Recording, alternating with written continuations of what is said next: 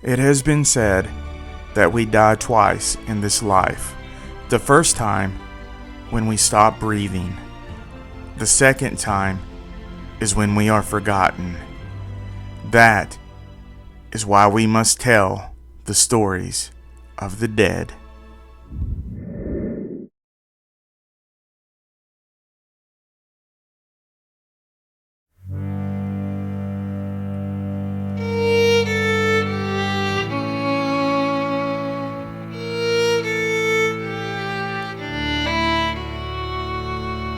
Welcome everyone, and today our adventure takes us down to the southern part of the United States to the great state of Georgia.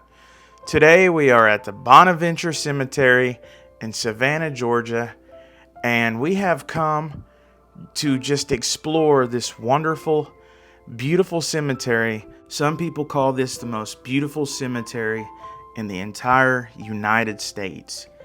And I can see where they get that from. This cemetery has lots of history and dates back many hundreds of years.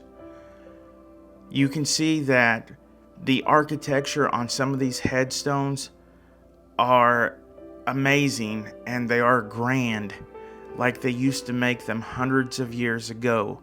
They just don't make them like this in the modern day era that we live in. And you can see palm trees in this cemetery. You can see a wide range of different kinds of tropical trees and evergreens alike. And then you can see Spanish moss hanging down, decorating all of the trees and adding beauty through the entire cemetery. So what I want you to do, my friends, is sit back and relax as we take this tour through the Bonaventure Cemetery, and I will tell you about a few graves. First one I'm going to tell you about is a poet named Conrad Aiken. He was born in 1899 and passed in 1973. Aiken's childhood was fraught with violence and death. At the age of 11, Aiken's father brutally murdered Aiken's mother before turning the gun upon himself.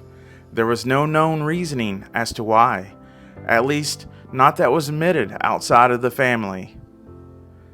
Following this, Aiken and his three younger siblings were shipped to Cambridge, Massachusetts, to be raised with their mother's sister.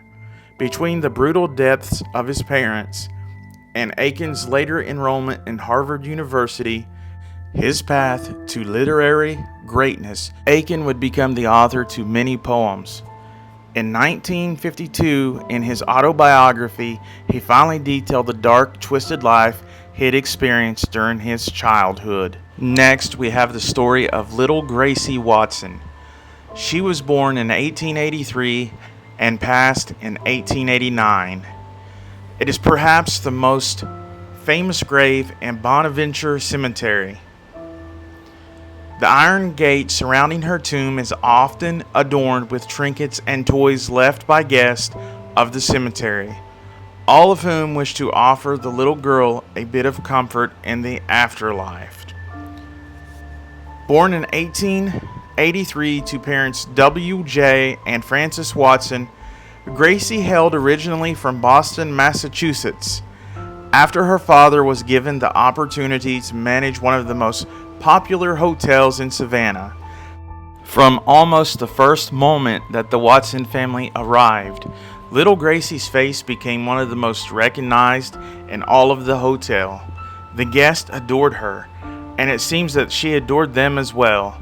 She would laugh and dance, sing and play for anyone willing to give her a moment of their time. For little Gracie, it seemed that there was all the time in the world.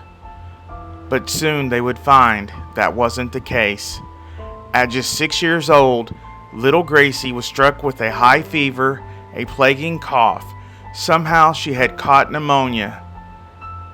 And at 6 years old, and just a few days before Easter, little Gracie would pass away. Gracie's father had a beautiful stone carving erected in Bonaventure Cemetery by famed sculptor John Waltz. It was to be an exact liking to his baby girl, and Walt's skill surely did little Gracie justice. As they lived in Savannah, when Gracie's parents would look at the statue, it made them depressed because it would remind them of their daughter when she was alive. They could not bear this anymore and moved back to New England, where they lived out the last of their days. At the time of their respective deaths, they were both buried together in New England, while poor little Gracie remained in Savannah alone. These are just two of the stories that I've told you today. There are many other famous and infamous graves in this cemetery, mixed in with all the beauty and the macabre and the weird stories that were people's lives and memories.